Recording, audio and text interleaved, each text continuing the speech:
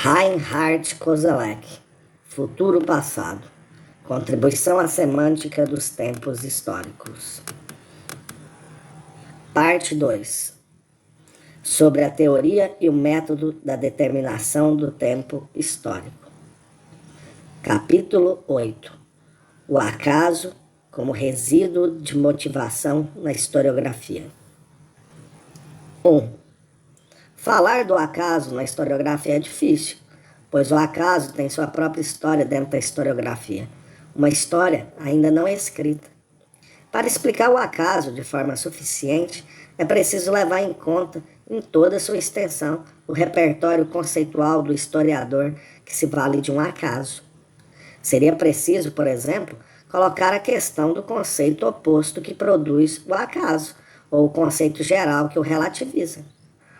Raymond Aron começa a sua introdução à filosofia da história como uma antítese derivada por Cournot entre ordem e hasard, acaso, concluindo que, abre aspas, o fato histórico é, por sua essência, irredutível à ordem. O acaso é o fundamento da história, fecha aspas.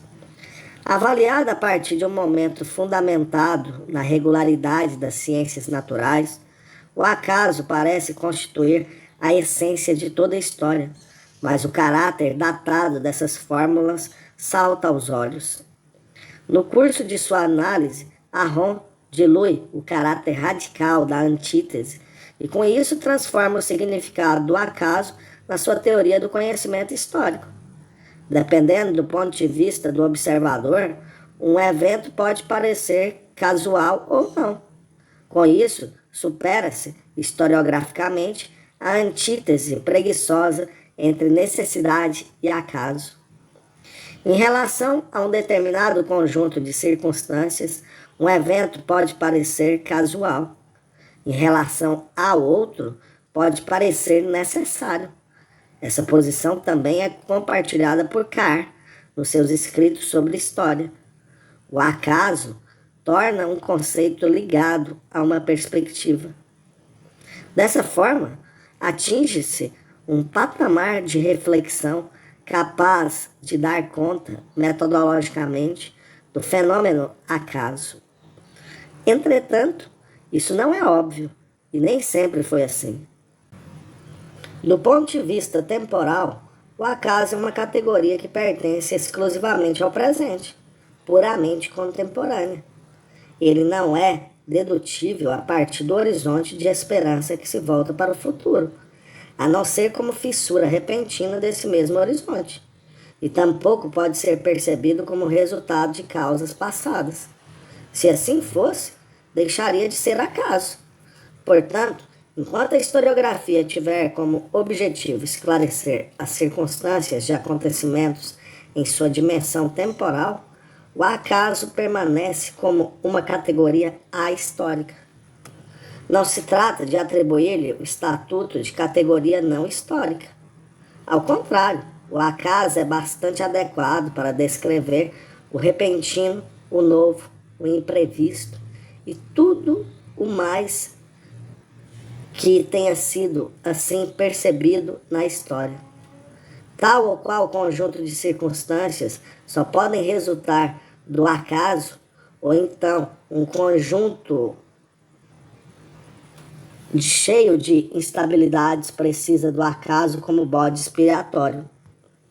Sempre que o acaso for convocado pela historiografia, isso indicará uma inconsistência dos dados e a incomensurabilidade de suas consequências.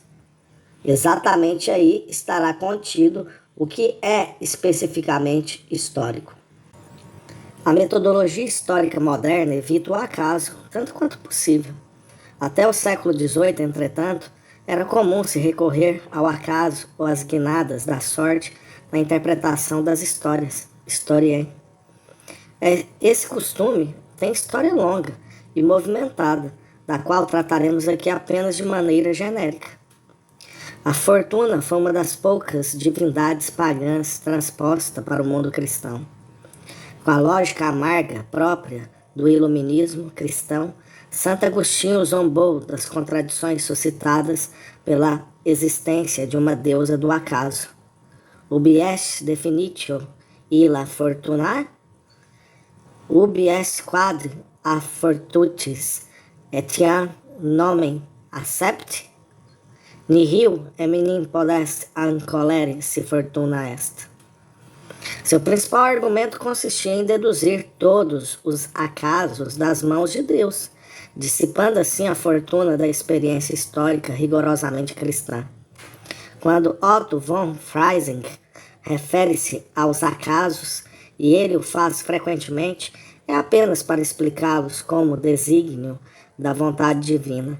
É exatamente por causa de seu caráter inapreensível que a sorte remete aos desígnios ocultos da divina providência. Assim, a fortuna foi assimilada pelo ponto de vista teológico. Se a fortuna foi aceita por um mundo que então se cristianizava, quer como crença popular, quer na tradição de Boécio, é porque seu lugar no cotidiano ou no contexto das histórias singulares não poderia ter permanecido vazio. Com toda a sua ambiguidade, que se estende do acaso em direção a um destino bom ou mau, passando pela prosperidade, a fortuna oferecia um elemento estrutural para a representação de histórias, historien particulares. Ela indicava a existência de mudanças que ultrapassavam os indivíduos e escapavam do alcance dos homens. Qualquer que tenha sido sua relação com a virtude ou a crença, fosse ela entendida como decorrente da vontade de Deus, ou, mais tarde, como dele apartada, a fortuna permaneceu como indicador da mudança dos tempos, da variação de constelações que são mais fortes do que os planejamentos dos homens transformados em ação. Tanto cristãos quanto humanistas entenderam a fortuna como a filha da providência ou a mãe dos acasos.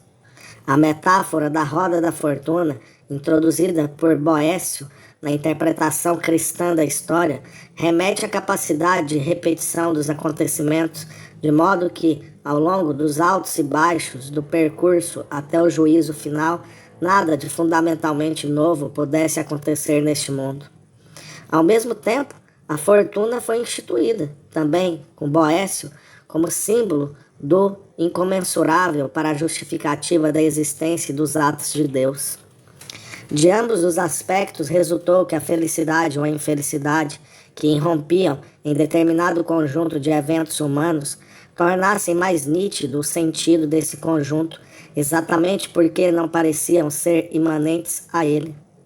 A dupla face da fortuna abriu espaço para todas as histórias possíveis. Seu rico dote de dons criou lugar à mesa para todos os séculos. Sua maleabilidade assegurava que os acontecimentos humanos e suas interpretações estivessem sujeitos a pressupostos sempre iguais. A fortuna faz parte, por assim dizer, da teoria das histórias e não das histórias como tais. Graças à sua ajuda, a história, historie, foi alçada até a exemplaridade. Até aqui, a fortuna pode ser racionalizada do ponto de vista teológico, filosófico e moral, mas não historicamente. Ela se tornou um acaso puro e simples, tão logo passou a ser interpretada de forma empírica ou pragmática.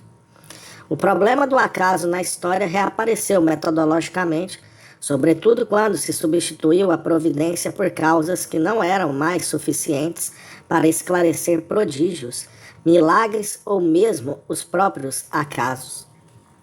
Tornava-se necessário identificar um tipo determinado de causas de caráter histórico imanente, algo como causai psicológicas ou pragmáticas que excluíram a velha fortuna e com isso fizeram do acaso um problema.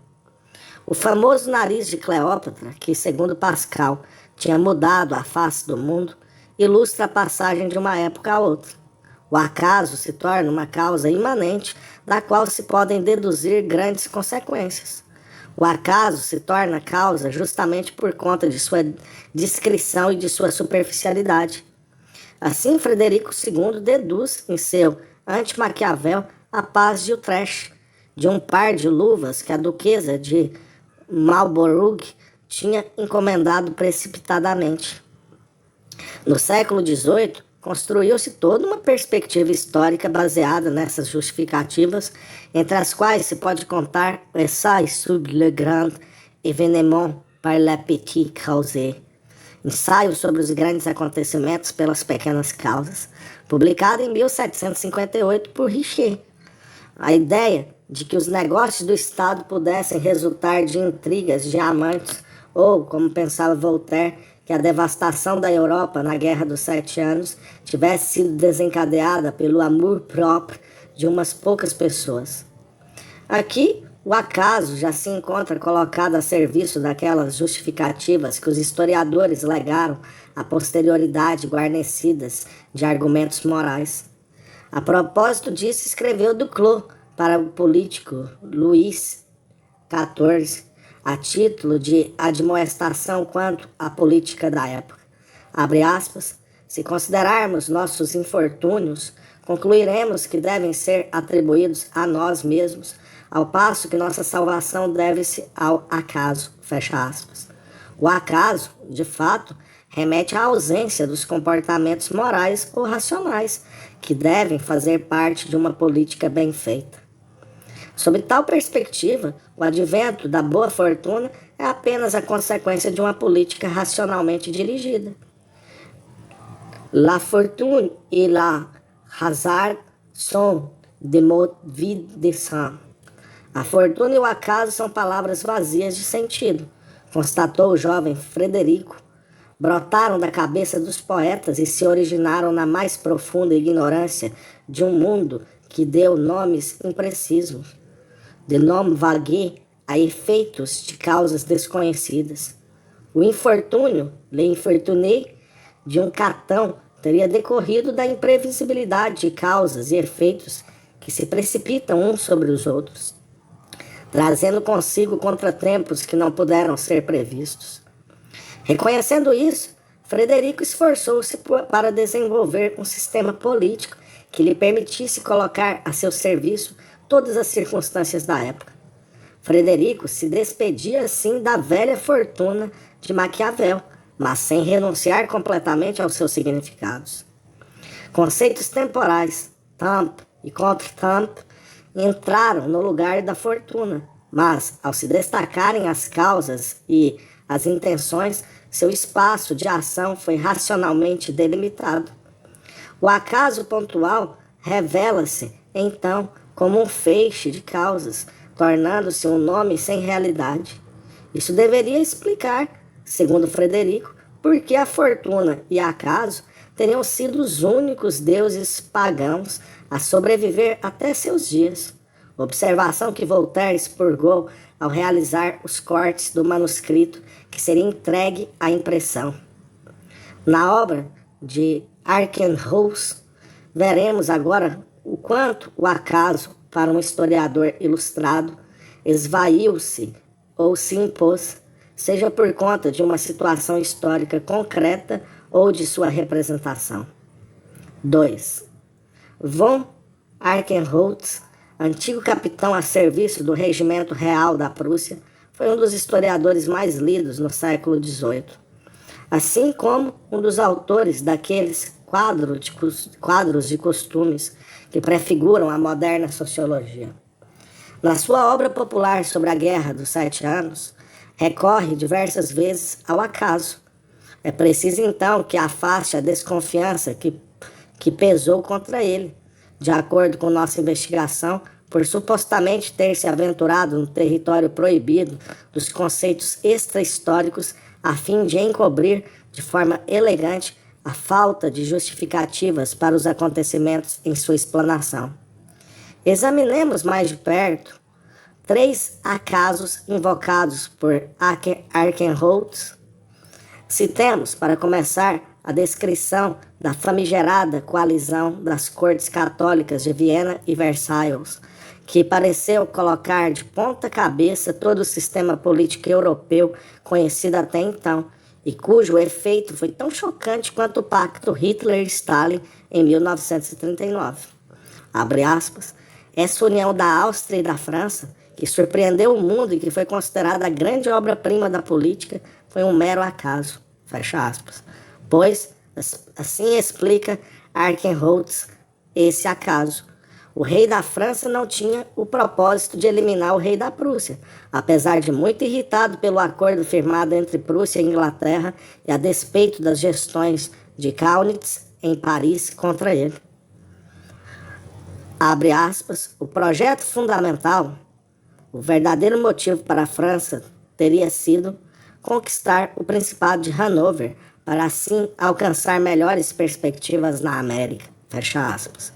Com isso, ele aponta uma causa citada como decisiva por Frederico em suas memórias, avaliada também pela historiografia ulterior como central, porque caracteriza as circunstâncias globais nas quais se deu a Guerra dos 7 Anos, a primeira guerra de dimensões mundiais em nosso planeta. O que era, pois, o acaso que Arkenholtz introduziu aqui? Ele viu claramente a interdependência de alcance mundial, dentro da qual a coalizão preenchia seus fins políticos. Mas aquilo que, do ponto de vista da corte Versailles, tinha sido o projeto fundamental, foi para o leitor prussiano um mero acaso, pois a coalizão se dirigia, segundo o Ministério francês, e não segundo Madame Pompadour, em primeiro lugar contra a Inglaterra, com quem a França disputava o domínio transoceânico. O que pareceu absurdo, casual mesmo, no horizonte de séculos de equilíbrio político interno europeu, fazia sentido se considerado a partir de uma perspectiva global. Para Arkenholtz, portanto, o acaso não era só um recurso estilístico para aumentar o conteúdo dramático de sua representação, o que, entretanto, também aconteceu, mas também uma forma de reproduzir determinada perspectiva, a perspectiva de seus contemporâneos. Como contemporâneo e combatente da Grande Guerra, ele também compusera a sua história. O acaso foi introduzido ao leitor da Europa Central de um modo completamente justificado, na plenitude de seu sentido, de algo não motivado, para passar então a ter um motivo a partir da perspectiva ampla do historiador. Mas a motivação nasce de outros elos causais, de outra dinâmica de razões, diferentes daquelas que poderiam ser apreendidas por um leitor hipotético. Desse modo, o acaso introduzido por Arkenholtz mostra-se tanto acaso quanto circunstância motivada. Um historiador científico do século seguinte, como Ranke, por exemplo, renunciaria a tal mudança de perspectiva. Mas os historiadores do iluminismo tardio foram instruídos como poucos a tratar a história não só como ciência, mas também retoricamente, como representação, de modo a facilitar a transmissão do conhecimento. Tornava-se assim perceptível a falta de consciência do horizonte de expectativa dos leitores alemães. Daí o mero acaso daquela coalizão, ao mesmo tempo em que se tratava de emendá-lo, pois Arkenholtz, por volta de 1790, já procurava, onde fosse possível, causas de cunho histórico mundial para explicar os fatos. Que importância tem outra casualidade invocada por Arkenholtz para explicar a primeira batalha decisiva da Guerra dos 7 Anos? Arkenholtz escreve, abre aspas, foi um acontecimento totalmente casual que salvou Praga e a monarquia austríaca. O passeio de um sábio monge nos primeiros dias do cerco.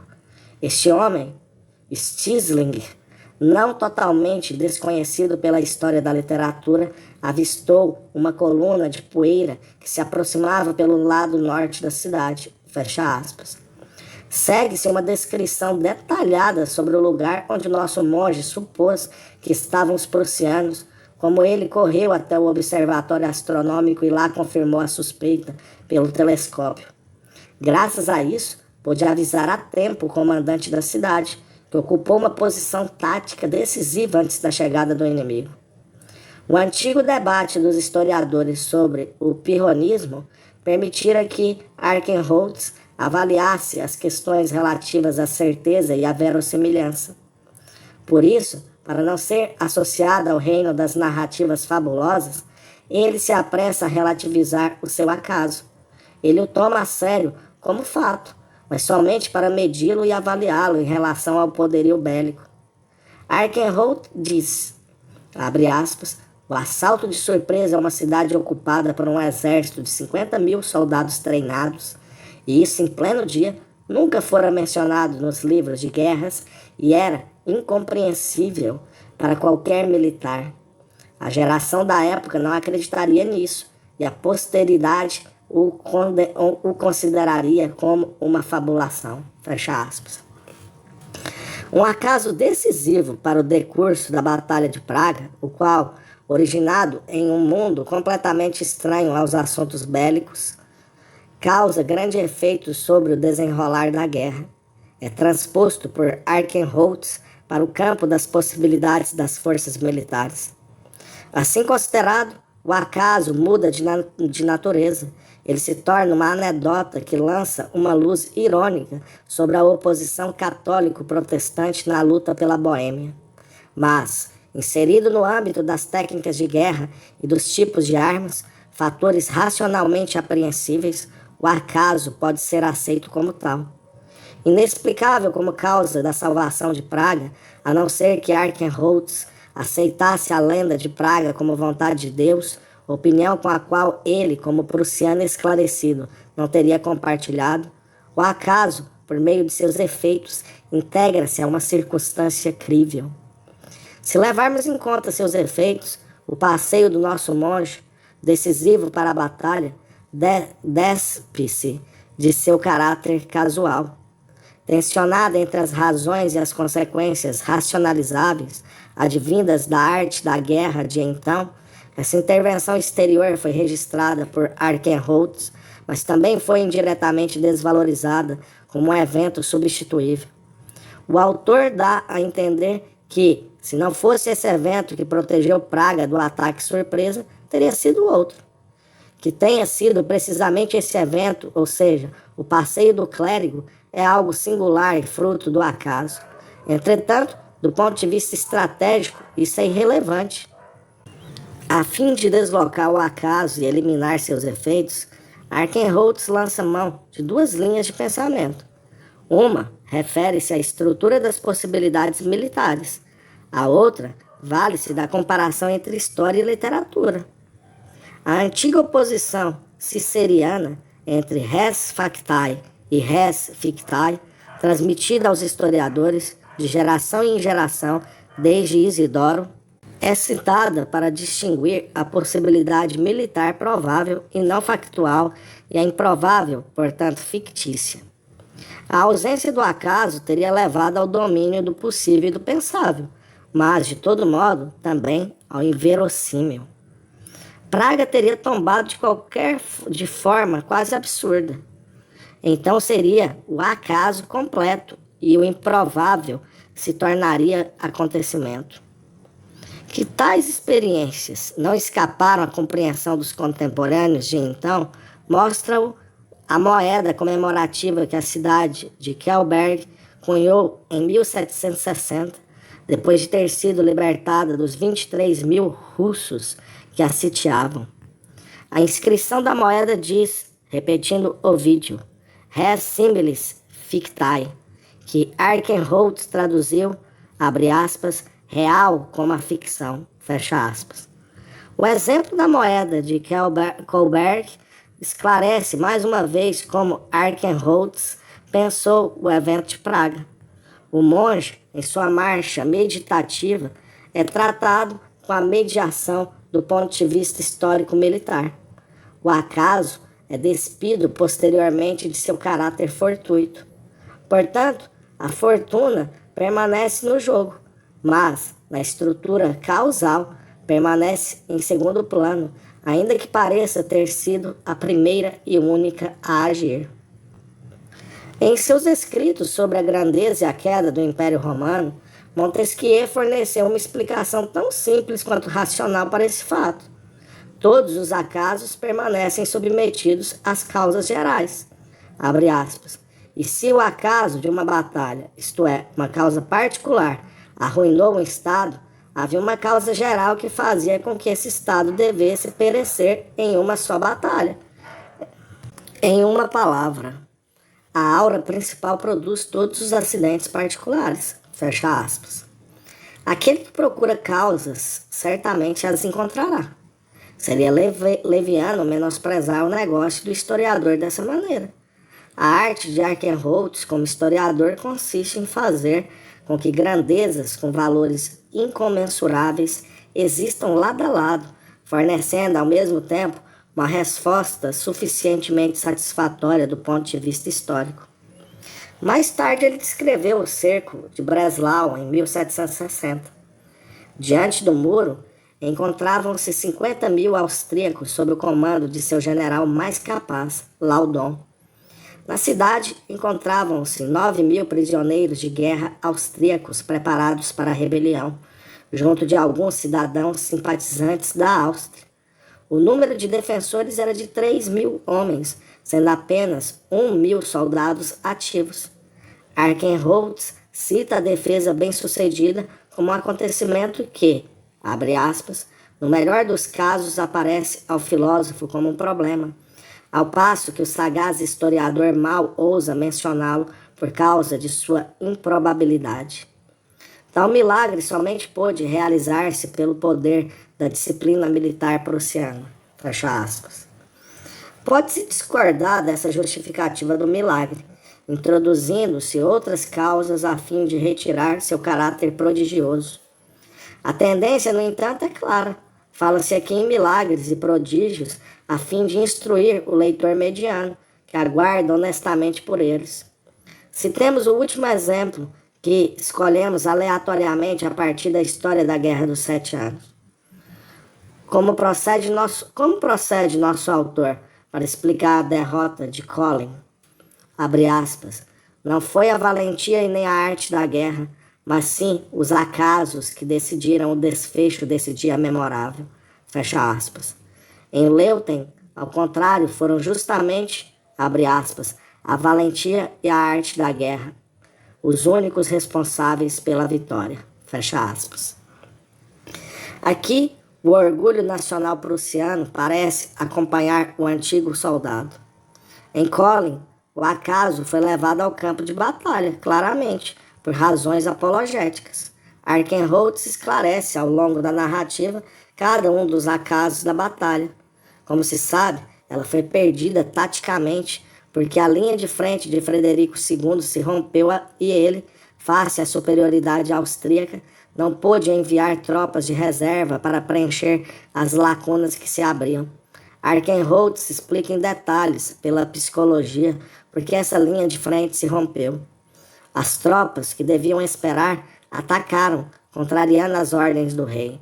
Os soldados mantiveram-se impetuosamente na linha de frente, em vez de retroceder para apoiar sucessivamente o flanco atacado de cada vez.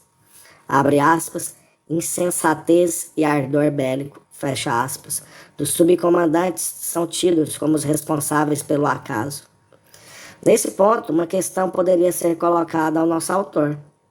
A derrota não teria sido produzida por essas qualidades militares, por uma estratégia ruim e por uma valentia equivocada?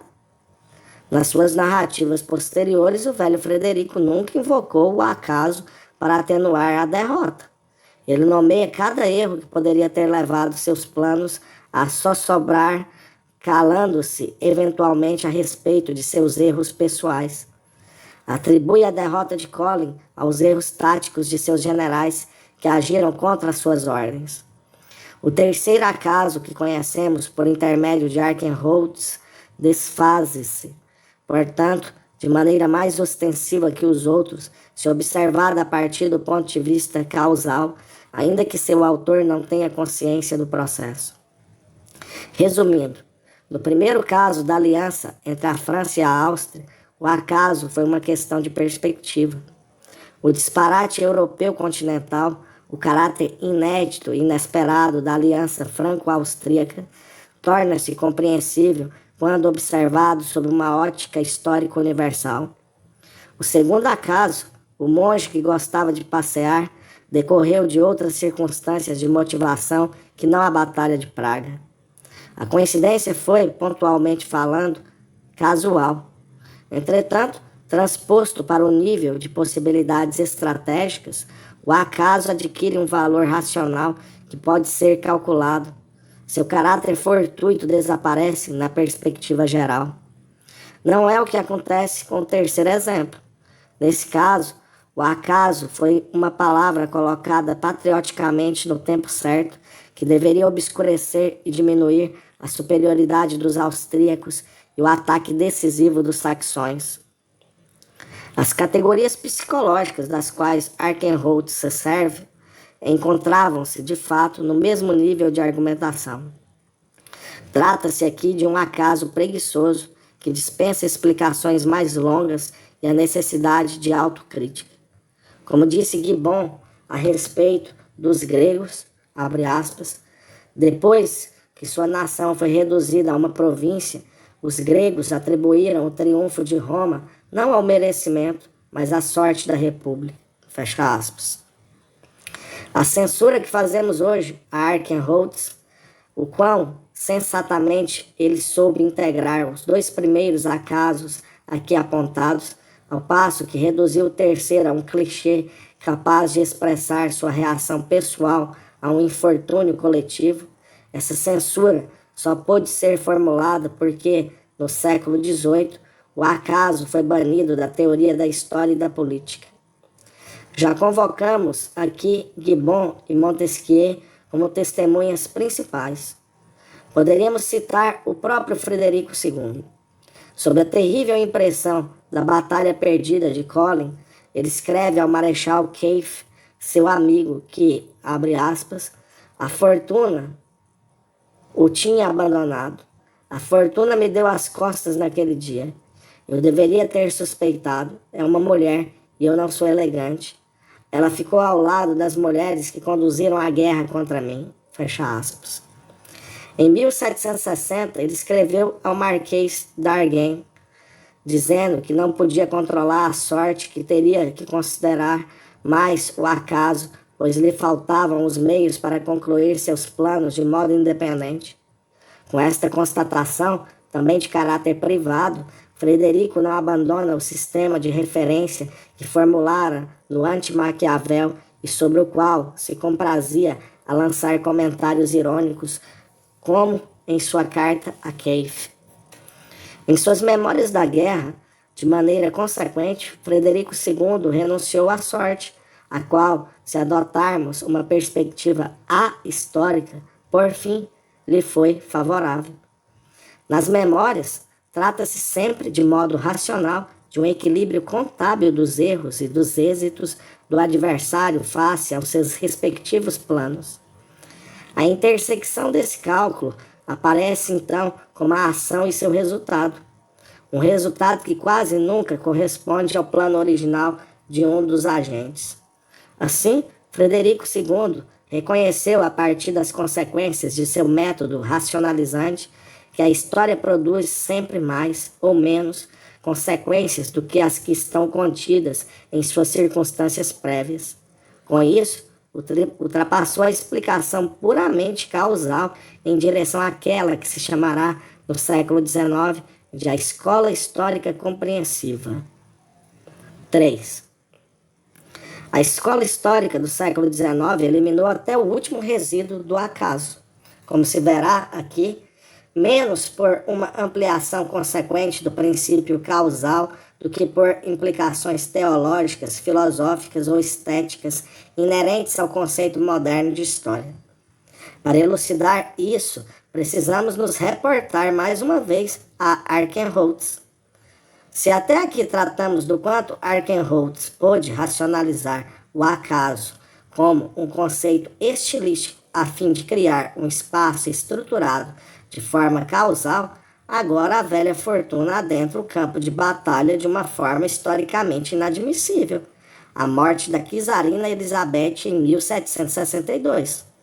Em tom dramático, a morte se introduz como destino. Enquanto Frederico II, na sua história da Guerra dos 7 Anos, menciona que esta morte havia jogado por terra todos os planos e acordos políticos, enquanto Ranke, mais tarde, demonstra que essa morte desvelou algo como uma necessidade inerente, abre aspas, a combinação de circunstâncias, fecha aspas, Arkenholtz introduz a morte como senhora do destino. Caracteriza esse fato como, abre aspas, o maior benefício da fortuna, fecha aspas, que teria evitado o declínio de Frederico II e da Prússia.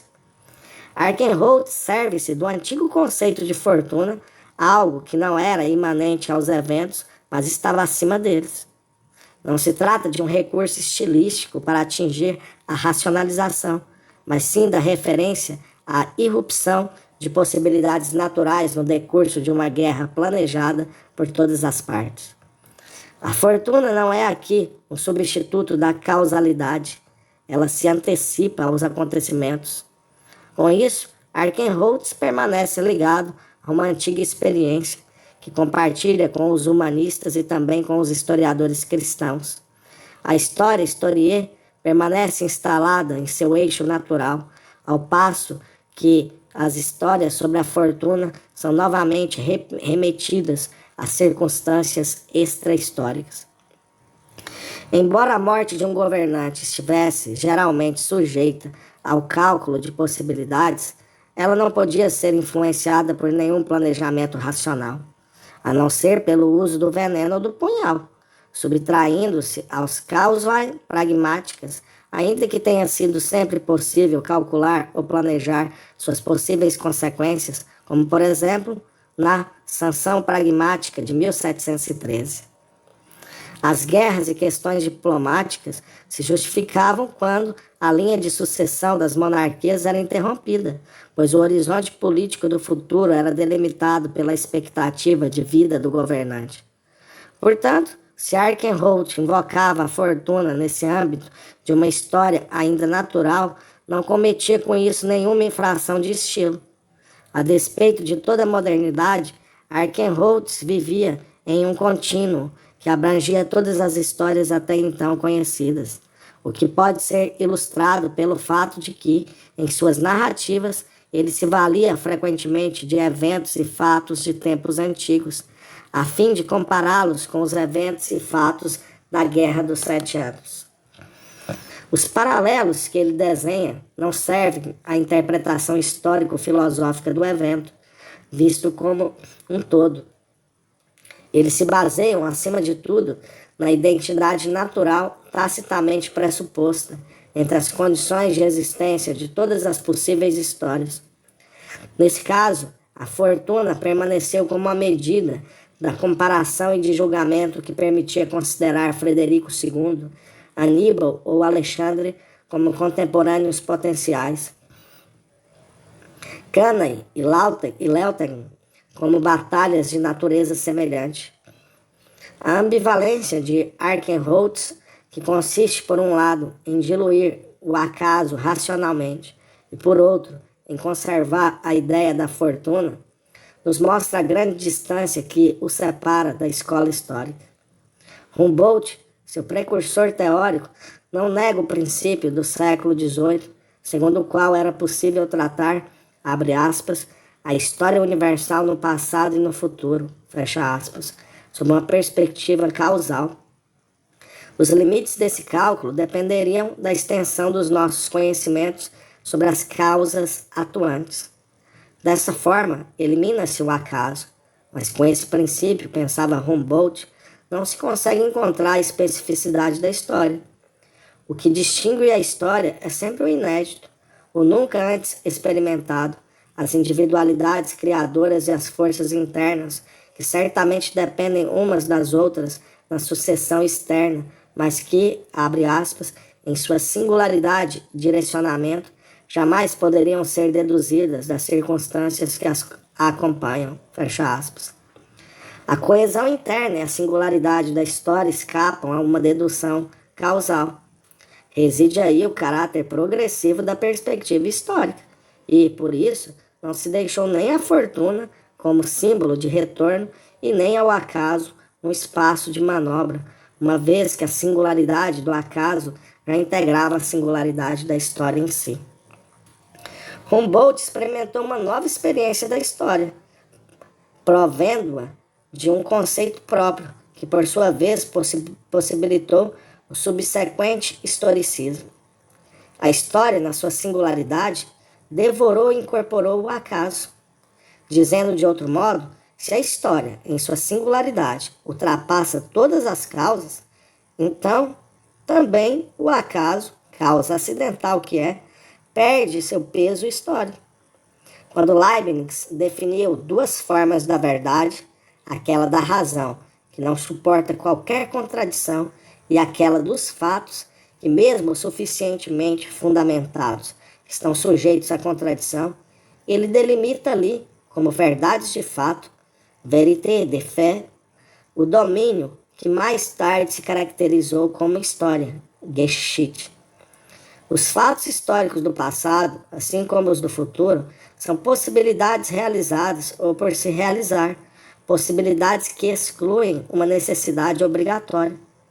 A despeito de toda possibilidade justificativa causal, os fatos permanecem contingentes, surgem no espaço da liberdade humana. Sob esse aspecto, o futuro passado, assim como o futuro em devir, são sempre frutos do acaso. Mas, para Leibniz, essa sequência de acasos tem, no transcorrer das coisas do mundo, a sua certeza singular. Ela tem seu lugar no plano divino do mundo ideal. Sob a tutela da Teodiceia, também os eventos contingentes e históricos mostram-se necessários, mas não da mesma forma que uma comprovação geométrica é necessária. Eles são necessários, abre aspas, ex hipótese, por acidente, por assim dizer, fecha aspas. Considerado em uma perspectiva superior, o acaso, como se formulará mais tarde, mostra-se historicamente necessário. Desde então, a motivação residual não é mais ocultada pelo acaso. O que acontece é que a teoria dessa história moderna, na medida em que ela se desenvolve no século XVIII, lentamente exclui a priori a motivação residual. Tanto o telegomenon da singularidade de tudo que é terreno sob os olhos de Deus, quanto a categoria estética da unidade interna da história foram integrados à moderna filosofia da história, resultando no conceito moderno de história, Geschichte. Desse modo, Wieland pôde falar em 1770 dos, abre aspas, 1000 acasos inevitáveis, fecha aspas, que impeliram os homens para o caminho sem volta da perfeição infinita. Desse modo, Kant pôde descrever a, abre aspas, astúcia da natureza, fecha aspas, que antecipa, abre aspas, a astúcia da razão, fecha aspas, de Hegel, com a qual tudo o que é aparentemente casual adquire sentido, abre aspas. A consideração filosófica não tem outro propósito que não seja o de eliminar tudo o que é casual. A casualidade é apenas a necessidade exterior, ou seja, a necessidade que remete às causas, que por sua vez nada mais são do que circunstâncias exteriores. Temos de buscar na história um objetivo universal, o objetivo final do mundo, fecha aspas. Essa passagem de Hegel mostra o quanto ele já havia ultrapassado a racionalização do acaso, na forma em que ela se dera no século anterior, e o quanto a coesão e unidade teleológica da história universal excluiu o acaso de maneira muito mais consequente do que jamais fora possível ao iluminismo. Abre aspas, deve-se levar a crença e o pensamento à história, de forma que o mundo do querer não seja entregue ao poder do acaso, fecha aspas. Mas não foi apenas a herança teológica que excluiu toda a manifestação do acaso no âmbito do conceito idealista de história. Também as reflexões literárias e estéticas, as quais submeteram a arte de representação da historiografia à exigência de uma verossimilhança interna, estabelecendo com isso um conteúdo de realidade acima do comum. Expulsaram o acaso aparentemente sem sentido. Em 1799, Novalis escreveu, resumindo a discussão corrente da época, o amontoado de dados e fatos aos quais os historiadores se dedicam. Abre aspas. Faz com que esqueçamos daquilo que é, de fato, o objeto mais digno de nossa ciência, aquilo que constitui a história como tal, unindo diferentes acasos em um todo agradável e instrutivo. Quando reflito sobre tudo isso, parece-me que um historiador deve ser também, necessariamente, um poeta. Fecha aspas. A escola histórica recebeu o impulso da poética e também da filosofia idealista, tendo ambas contribuído para que se compreendesse a história, previamente a todos os eventos, como uma unidade imanente de sentido, cuja reflexão se dá sob uma perspectiva científica. Abre aspas. Que outros meçam e pesem, nossa tarefa é até a Odisseia. Fecha aspas. Droysen escreveu. Quando todos os eventos se tornam singulares, quando, abre aspas, todas as épocas se relacionam imediatamente com Deus, fecha aspas. O que acontece não é a destituição do milagre. Toda a história se torna um único milagre, abre aspas. Aprende-se a idolatrar, fecha aspas, acrescenta Droysen. Com isso, rouba-se ao acaso sua liberdade de ser casual. Seria desnecessário considerar separadamente as implicações teológicas, filosóficas ou estéticas que se fundem na escola histórica. Para nossa investigação, basta atestar o resultado do processo, ou seja, o fato de que todas essas implicações atuaram para a formação de um conceito de história que não permite mais a interveniência de um acaso. O componente estético do historicismo implica motivações residuais que se ampliam para além das justificativas teológicas. Se, com isso, o conhecimento histórico se torna satisfatório, mais do que quando fortuna estava em jogo, é uma questão que deve ser retomada.